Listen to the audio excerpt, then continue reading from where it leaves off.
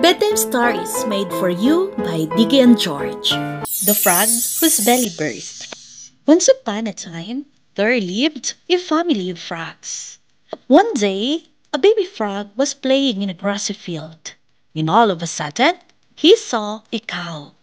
When the baby frog returned, he went to his father and said, "Daddy, I saw a terrible monster. He is as big as a mountain. He has horns on his head and he stands on 4 feet."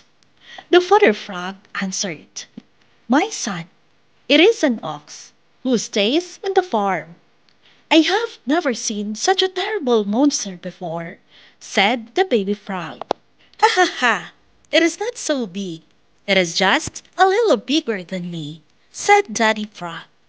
The Daddy Frog took a deep breath and puffed up his cheeks and said, "Was an ox as big as this?" The baby frog shook his head and said, "Much bigger than that." The daddy frog breathed air to blow up his belly and again asked, "Was he as big as this?" "No, no, much bigger." The father frog took in more air, and not only his belly, but also his whole body grew much bigger. "Was he as big as this, son?" The son replied, "No, much bigger than that." In order to make his body larger than the ox and show it off, the daddy frog took in as much air as he could, using all his energy.